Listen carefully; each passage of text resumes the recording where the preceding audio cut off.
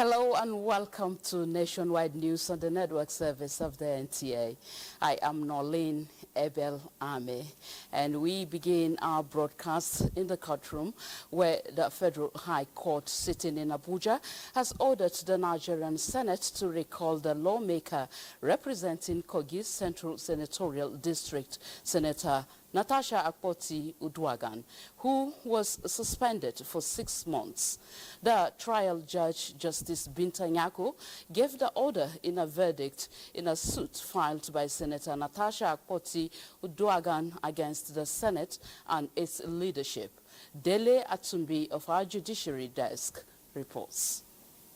In this matter are Senator Natasha Akpoti-Uduaghan as plaintiff, the Senate, Clerk of the National Assembly, President of the Senate, and Chairman Senate Committee on Ethics, Privileges, and Public Petitions are respondents. Senator Natasha Akpoti-Uduaghan challenged a suspension by the Senate for 6 months, which was done on March 6, 2025.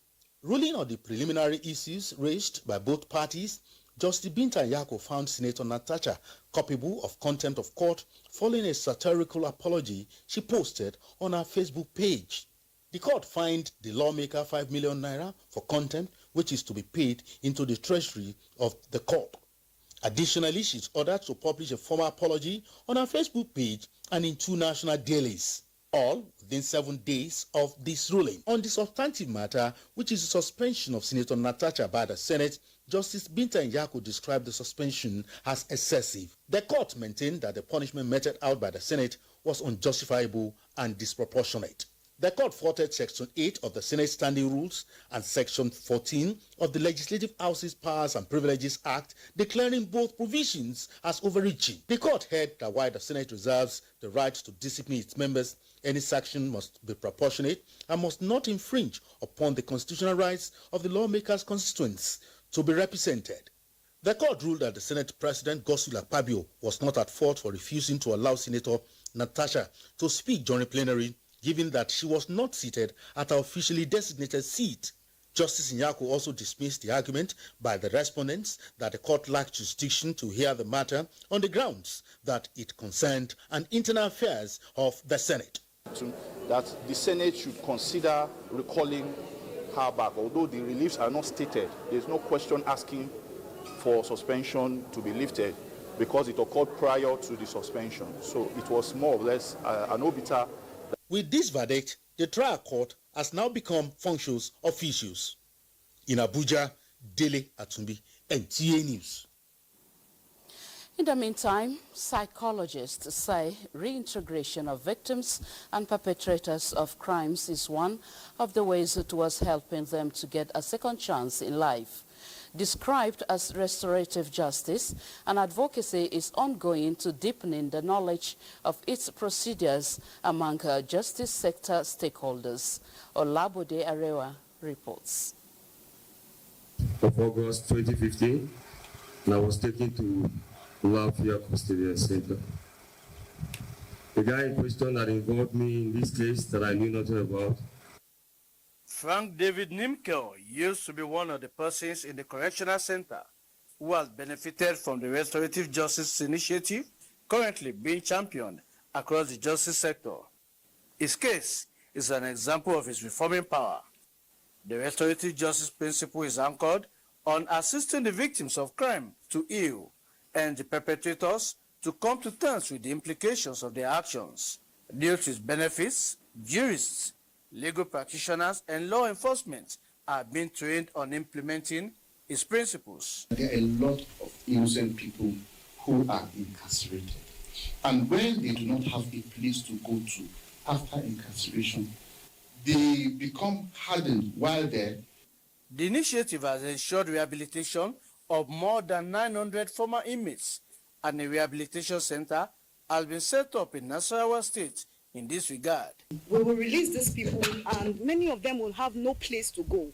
I remember the person who was released after 12 years and he asked us, where is he going to from there?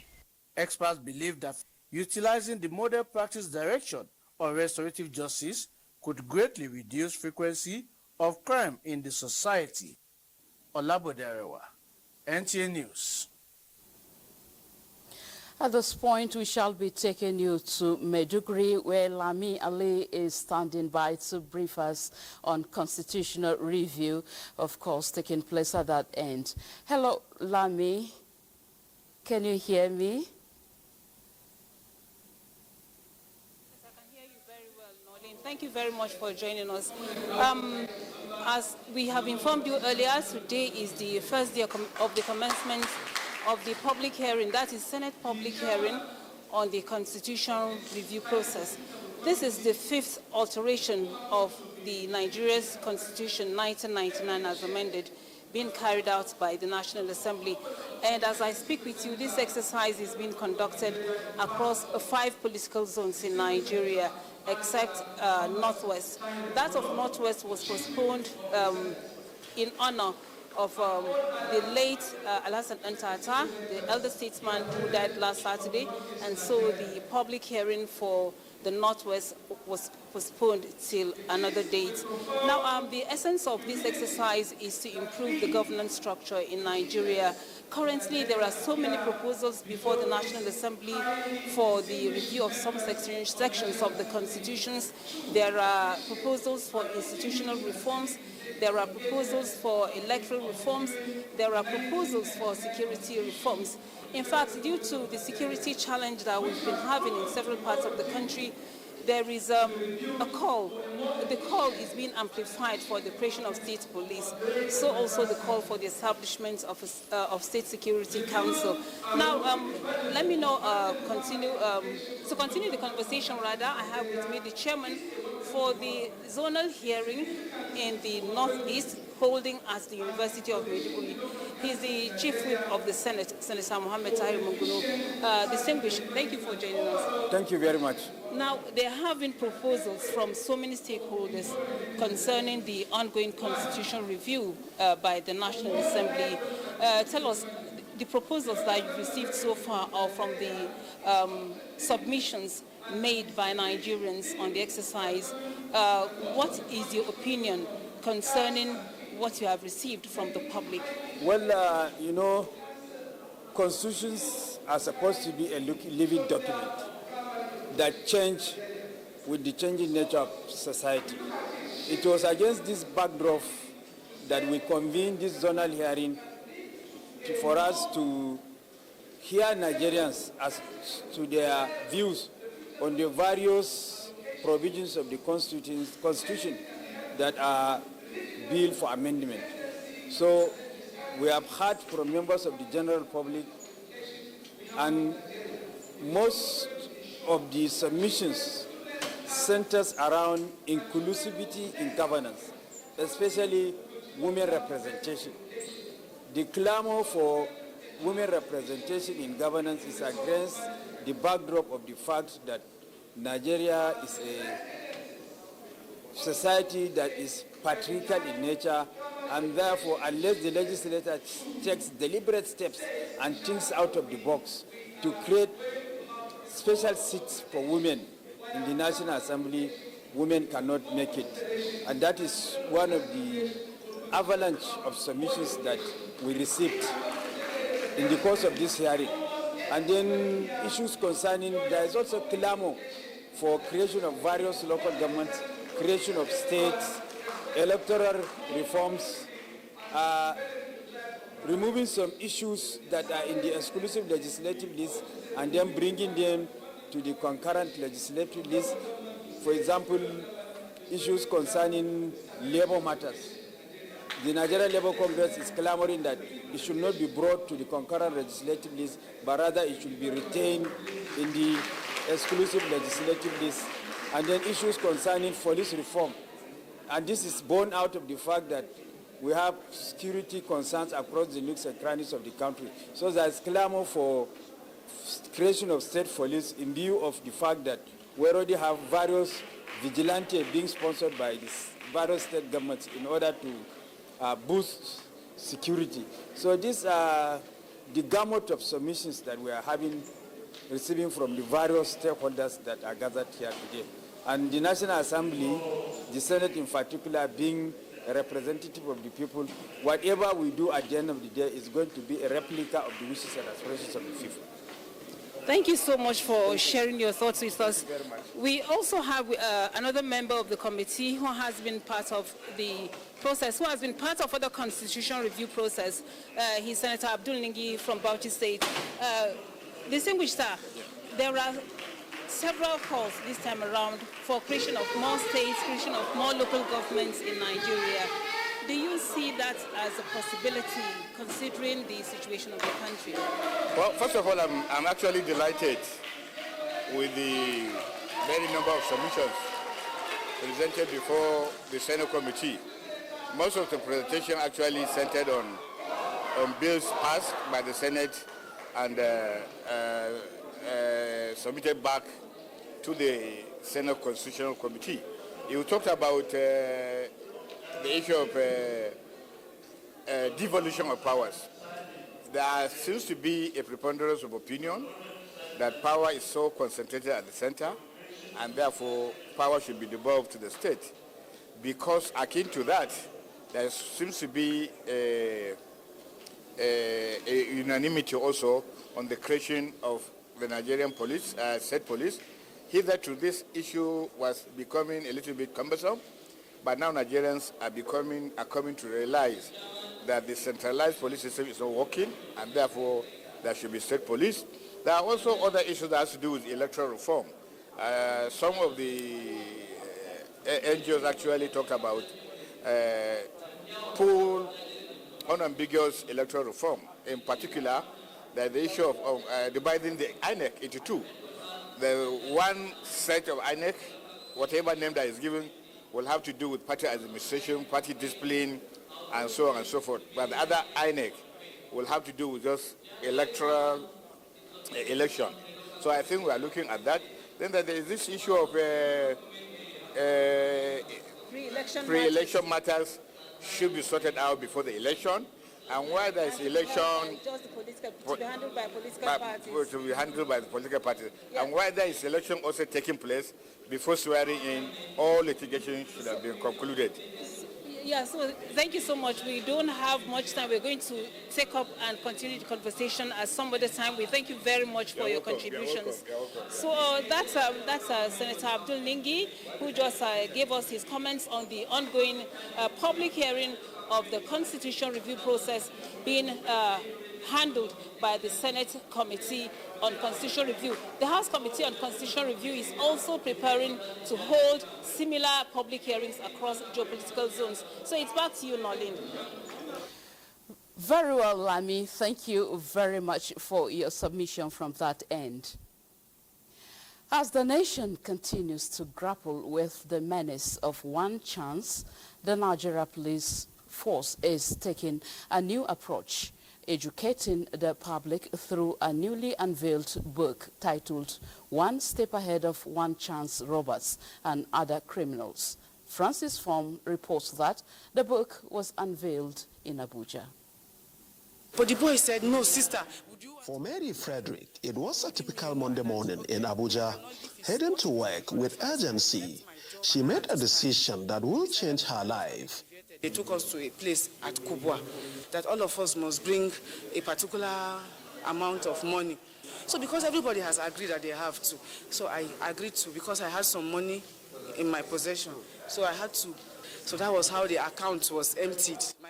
Mary's story is just one of many. The one-chance crime method involves criminals pretending to be commercial drivers and passengers, robbing unsuspecting passengers once the vehicle is in motion. In a bid to fight back with information, the Nigeria Police Force has unveiled a book titled One Step Ahead of One Chance Robbers and Other Criminals. For everybody to use it, to be able to know every system that all those underworld they may think that they will use. The unveiling, which held in Abuja, drew security stakeholders. They commended the initiative, calling for its integration into the public sensitization campaigns across Nigeria's urban centers. If there's any book anybody's supposed to have in its life, supposed to be tips on personal safety, because information is power, And information about security is a very vital thing. In the meantime, commuters are advised to remain vigilant and report suspicious vehicles and movements. Francis from NTA News. In other news, Minister of Aviation and Aerospace Development, Festus Keyamo, has acknowledged the contributions of Sokoto State government to the improvement of the sector and unprecedented number of people-oriented projects executed across Sokoto State. He made the remarks while inaugurating a newly reconstructed road and foundation stone laying for the construction of the VIP terminal at the Sultan Abubakar III International Airport, Sokoto. Dalhatu Abdullahi has the details.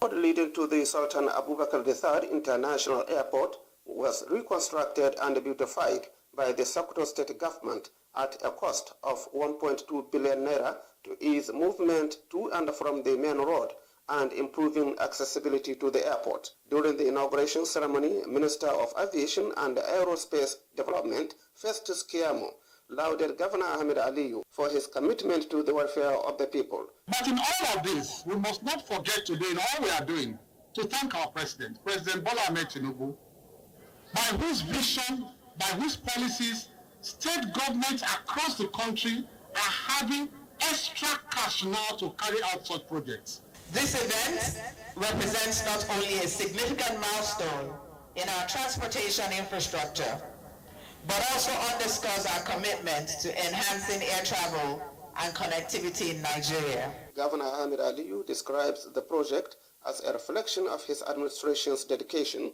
to infrastructural development. Our administration awarded the contract, ensured its execution, and went further to enhance it through a comprehensive beautification exercise. The Sultan of Sokoto, Muhammad Sa'ad Abubakar, represented, commended Governor Aliyu for executing numerous development projects that have positively impacted on the lives of the people. The minister also performed foundation laying for the construction of a VIP terminal being undertaken by Governor Ahmed Aliyu-led administration at the cost of 1.5 billion naira, which when completed is expected to enhance security, provide comfort for waiting passengers, and improve the overall airport experience. In Sokoto, Dalhatu Abdullahi, NTA News.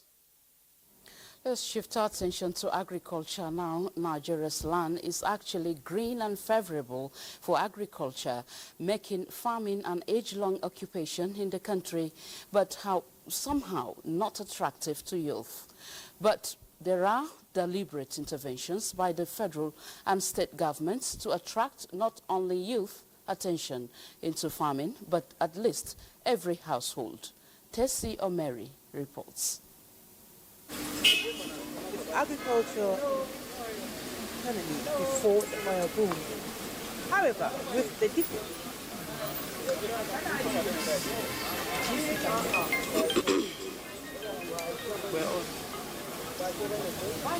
initiate programs and policies to return cocoa in the southwest and palm oil in the east. The target is to achieve food security and curb youth restiveness. A lot of work needs to be done when it comes to our youth.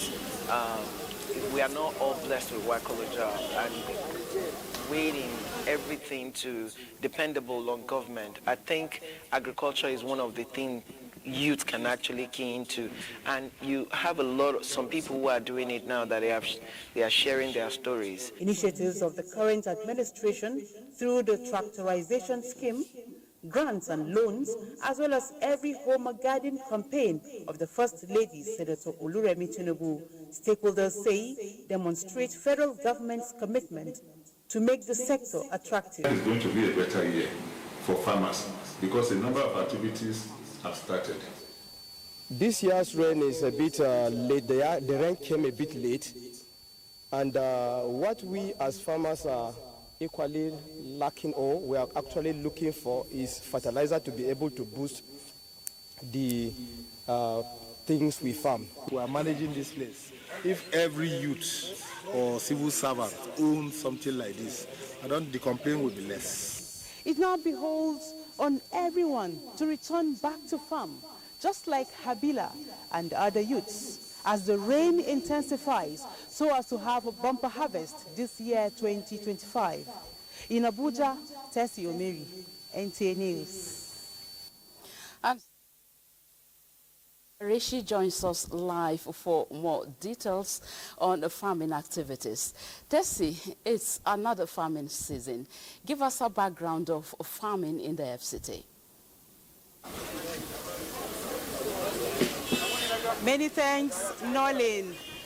Farming in the FCT started like every other community. It used to be traditional, talking about the local way of farming where it is hoe and cutlass and all that. But over time it metamorphosed into large-scale farming, even though they have not gone mechanized as they want to. But farming in the FCT is now in large scale, to the extent they can now export farm produce like cassava, millet, and other farm produce to other parts of the country. For instance, in Gwagwalada, Dobi, there's this very large farm of sesame where just a single farmer cultivated about 8 hectares of land, and at the end of the day, he was able to harvest more than 100 bags of sesame seed. You see, that's large enough for exports. So that's how farming has grown in the Federal Capital Territory, from the subsistence farming now to large-scale farming, and they are on the way to mechanized farming for more higher yields. Right, Tessie, of course, talking on mechanized farming, how is the journey so far? Are we there, or we intend to be there? Honestly, Nolin, because it is my beat, I've always been on different farms in the territory. And I would say that the journey to mechanized farming, well, we're still on the journey, but we still have a long way to go. For instance, the farm I told you I visited in Dobi, he employed over 300 people just to harvest 8 hectares. And they worked for more than a week.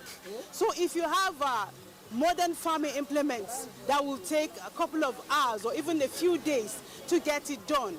So when we're talking about mechanized farming, FCT residents are still yearning for that, like harvesters, modern implements, for them to get it done in good time. They say it will save cost, it will improve yield, and at the end of the day, they will have quality crops. The journey, well, we are hoping that they will get there soon. Hope so, Tessie. Thank you very much for your contribution from that side. And now we shall be taking you to Lagos, where Hingino John Adams is waiting to give us more on Nationwide. Hello, Hingino. And welcome to Lagos. Reduction of dominance of foreign vessels in Nigeria's shipping industry through government support for indigenous companies will go a long way in reducing capital flight and pressure on foreign exchange. Joel Popola reports that experts are urging government to place premium on development of local capacity in the implementation of the national policy on marine and blue economy. Nigeria, with its strategic waterways, is a major destination and transit point for movement of goods, with vessels constantly navigating the nation's maritime domain. While these foreign vessels earn huge returns on their investments, industry players say the country loses billions of dollars annually, and this is what the indigenous shipping companies should have been making. This unwanted narrative cannot be allowed to continue, and stakeholders believe it is time for Nigerian companies to step up their game. Most vessels that are going to North Africa or West Africa will probably first go to Europe before you take them to Ghana. Or, if you are going to Cameroon, for instance, you probably have to go to, maybe European port before you come back and go to Ghana. And that is why freight cost is very high.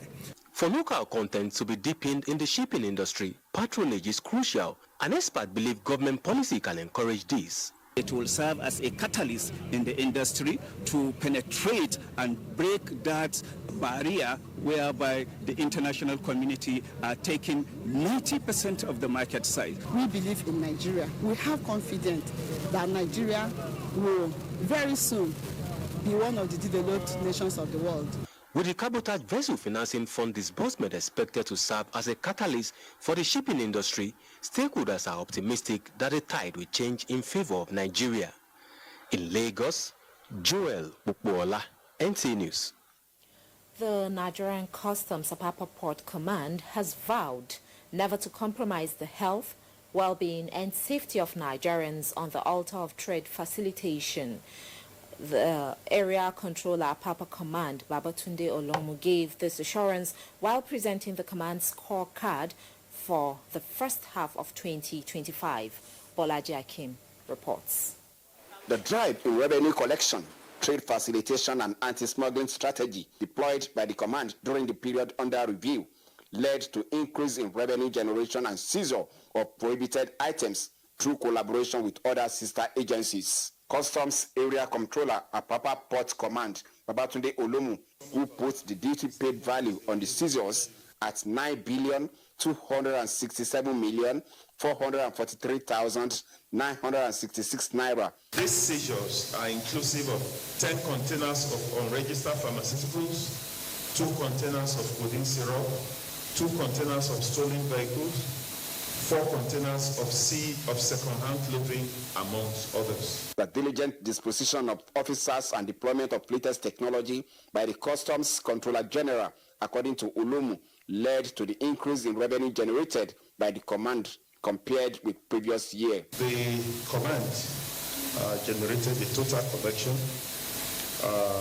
within the first 6 months of this year, total collection of 1,358,59,019,245 naira 20 kobo. With the presence of Eagle High's officers, the Apapa Area Controller of the Nigerian Customs said Apapa Port is a no-go area for perpetrators of illegal acts, as the command is ever ready to activate, detect, and seize prohibited goods with its clear mandate to arrest perpetrators. In Lagos, Bolaji Akim, NTA News. That's it from here. Nationwide will continue with Udwak Obong in Benin after this break.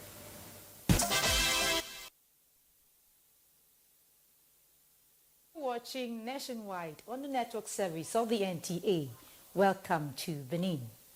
Edo State government and the Nigerian Customs have agreed to work in synergy to provide a secured environment for business to thrive. The duo is also working out plans to discourage smuggling and facilitate trade in the zone. These were part of the deliberations during the visit of the Customs Area Controller, Edo Delta Command, Controller Judith Kanu, to the Government House. Goodluck Enaini reports. The collaboration is coming at a time when the state government is repositioning socio-economic activities and enhancing security architecture in the state. Governor Pablo is happy to receive the comptroller, who has come to intimate him on plans to add value to his administration. He urged the arrowhead of the command to discharge her duties with strict adherence to due process and in the fear of God, assuring the command of government support. You are now in Edo State. You know the terrain. I know the cross-border. And my prayer is that God will give you strength to work hard and also to generate revenue for the country at large. And my sincere advice is that you should carry out your duty with the fear of God. The visiting comptroller, who is already familiar with the economic activities and security in the zone, says there is no cause for alarm, describing the support of the state government as a motivating factor in changing the narratives. we recognize the critical role that the state government plays in creating an enabling environment for our operations. Comptroller Judith Kanu, who resumed the new assignment in the command recently, is the 31st Area Comptroller of the Edo Delta Command. In Benin, Goodluck Inaini, NTA News. Relief has come to residents of Okeya community in Ijoka, Akure South local government area of Ondo State as government begins clearing of the Okeya Third Bridge waterways. The effort aims to curb persistent flooding in the area following complaints over blocked channels that have disrupted movement and damaged property. Toyin Batiri reports. Okeya Road in Akure South local government area is typically overwhelmed by heavy flooding whenever it rains, a situation that has long been a source of concern for residents. However, with the recent intervention of the Ondo State government, the menace is gradually being addressed as the clearing of the Okeya Third Bridge waterways is now underway to ensure free flow of water during downpour. The state government has been very generous to allow the Okeya community to also enjoy the largesse of mechanical channelization of the river courses in Okeya community. The gob will be wide, the depth will go so deeper that it will absorb the flow of the water, which will make it very much convenient for water to flow without having an overflow and for the convenience of our people. Residents who spoke on development expressed joy, describing the exercise as long overdue and a welcome relief for the community. This is a very laudable project in this community that we are experiencing for the first time. For a very long time, we'll be experiencing a very terrible moment here as a result of this flood. The clearing operation is part of a broader effort by the state government, as similar exercises are taking place simultaneously in other flood-prone areas across the state. In Akure, Toyin Batire, NTA News. And that's it from Benin. Please stay tuned for more on Nationwide. Thank you very much, Udwakobong Achibong. Federal government says it targets grid automation to end frequent grid collapse and improve electricity supply. This is coming as the Nigerian Independent System Operator, NISO, unveils its logo, which opens a new vista in the management of the national grid.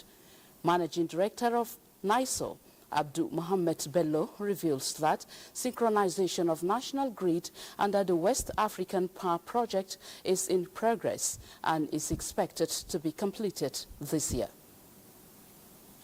The future of Nigeria's electricity supply depends on trust.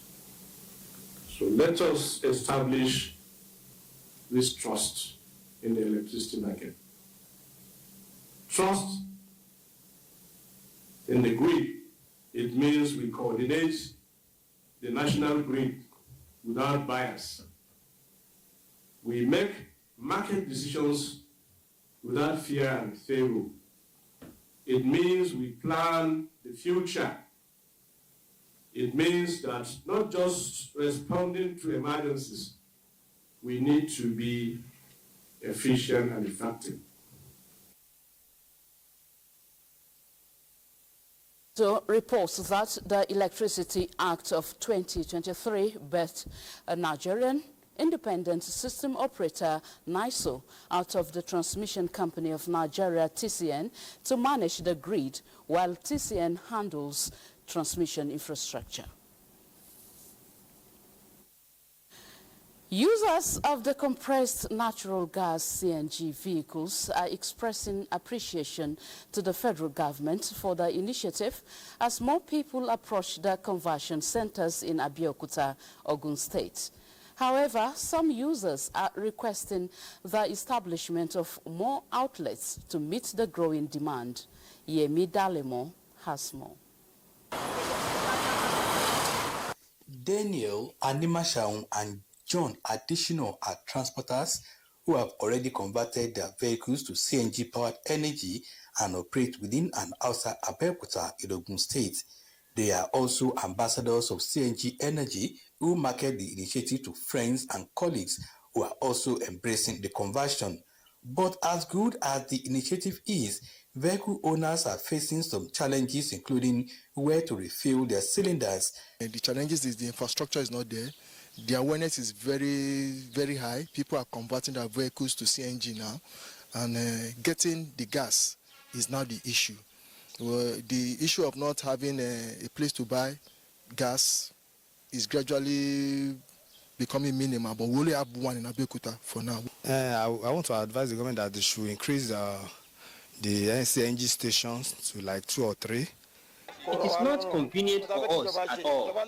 We want government to give us about 3 centers in Abeokuta or Shagamu.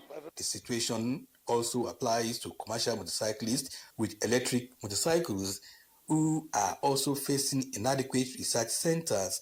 Now, the intended aim of introducing the green energy in Nigeria is yet to be achieved, especially in the transportation sector, as only the vehicle owners enjoy the benefits of cheaper product price, leaving their passengers to pay the same amount of transport fare with their petrol-enabled vehicles. There are only 2 centers where this conversion is taking place in Ogun State, and it is located in Abeokuta, which is in Ogun Central Senatorial District. It means people from Ogun East and Ogun West have to travel down to Abeokuta before they can also access these services. Yemi Dalimo, NTA News. Still staying with Yemi Dalimo, let's now join him live in Abeokuta for more on the operations of CNG vehicles and expectations in Ogun State. Yemi, how far is the operation of the CNG in the state at the moment? Well, thank you for joining us. Let me just remind you that Ogun State in when they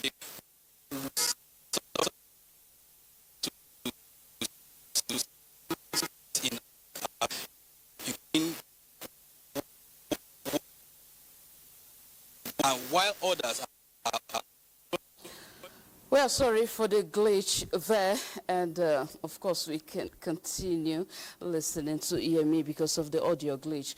Let's continue from this end. It is a renewed call to action rooted in data, driven by hope, as federal government unveils its latest performance assessment reports. The spotlight turns to girls' education, revealing both progress made and urgent gaps to be bridged.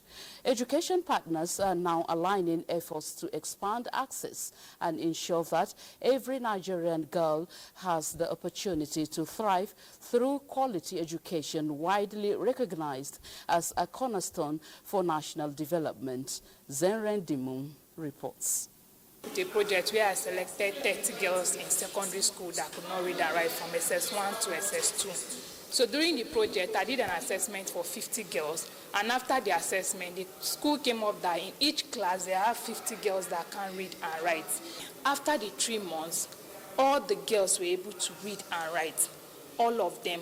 Martha Samuel, a Malala Fellow, has defied the odds to become a beacon of hope, championing the cause of education for girls. Today, she stands as a celebrated young leader, helping other girls stay in school despite the challenges they face.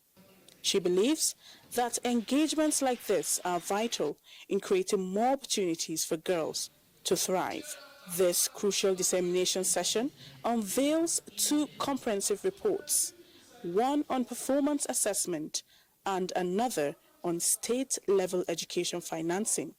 To discuss the critical financing gap and how to close it through innovative, country-led domestic resource mobilization, and of course, by ensuring critical and quality investments in key sectors, including education. Why we thought of doing this is to catalyze investment in the education sector for girls specifically, and also to generate evidence so that governors will use it to implement girls' education. These 2 knowledge products are strategic investments and tools designed to help us collectively understand where we are, to ensure every Nigerian girl can access, remain in, and thrive through education. Stakeholders agree that the insights generated will help shape policy, guide funding decisions, and drive renewed commitment across all levels of government and civil society. In Abuja, Zenred Dingmun, NTA News. From Abuja, we take you to Jos, where harnessing opportunities and creating conducive environment for businesses to thrive towards attracting foreign direct investments and economic prosperity of Plateau State and Nigeria took center stage as the nationwide tour by the Presidential Enabling Business Environment Council, PEBEC, birthed in Jos. PEBEC, along with the State Action on Business Enabling Reforms, SABA, also held a technical session and town hall meeting with critical stakeholders in the business community.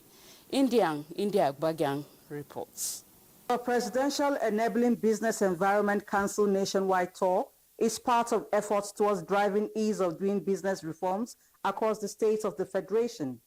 And so the discourse provided the platform for government officials, public and private sector players to rub minds and proffer sustainable solutions to challenges of doing business in the country.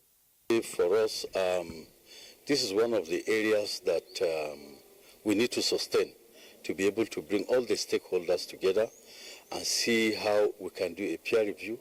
We're going to also engage with the business community, and then we'll also tell them about what government is also doing from their own part to ensure that the environment is very, very conducive. And I want to believe that if these reforms are put in place, it's going to go a long way. What they're doing here is try to find out the hurdles and as far as possible to try and make it easier. We hope we are going to see significant changes, in the business space. It's beyond just ticking the box of starting it. You have to domicile it. You have to get your agencies to relate so that, doing business in your state becomes seamless.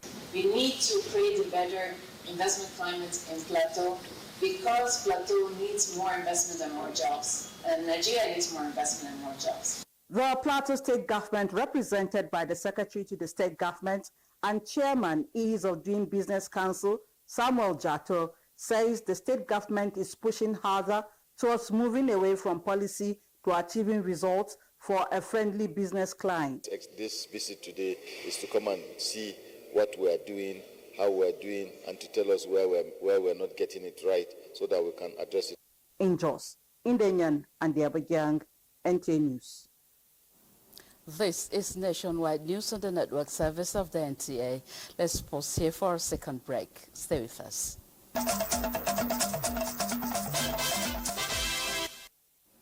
Thank you for staying with us on Nationwide. The Service Compact with All Nigerians, SAVICOM, has commended the management of the National Youth Service Corps, NYSC, for improving service delivery in orientation camps across the country. Mr. Anthony Oshin, Acting National Coordinator of SAVICOM, gave the commendation while presenting SAVICOM Compliance Evaluation Report on 10 selected NYSC state offices across the country. To the Director General of the NYSC, Brigadier General Olakunle Nafiu, Kenneth Nanim reports. The essence of SAVICOM Compact Evaluation is to ensure citizens-focused service delivery in ministries, departments and agencies of government by identifying gaps in service delivery and making recommendations for improvement. SAVICOM had visited NYSC orientation camps in the states of Ondo, Edo, Kwara, Kano, Imo, Adamawa, Benue, Ogun, Rivers and the Federal Capital Territory, Abuja, between January and February this year. SAVICOM is here now to present a report on its findings based on the 5 drivers of evaluation: service delivery, timeliness, information, professionalism, and staff attitude.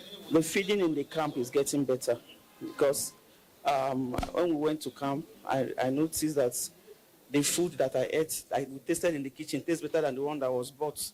So it shows that they have actually improved a lot in the area of service delivery. And we're hoping that some other areas that have been highlighted will also be improved upon.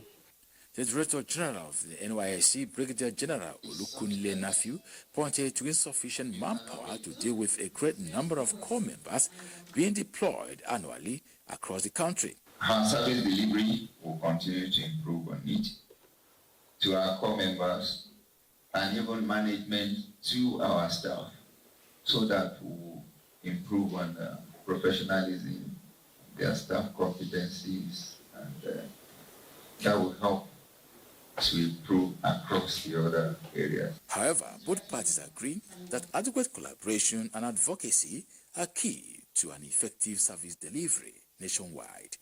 Kenneth Nanim, NTA News.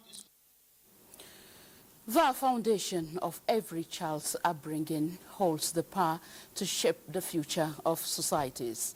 At a time when conversations around the rights of women and the girl child are gaining unrelenting momentum, one Nigerian institution is stepping forward to lead the charge.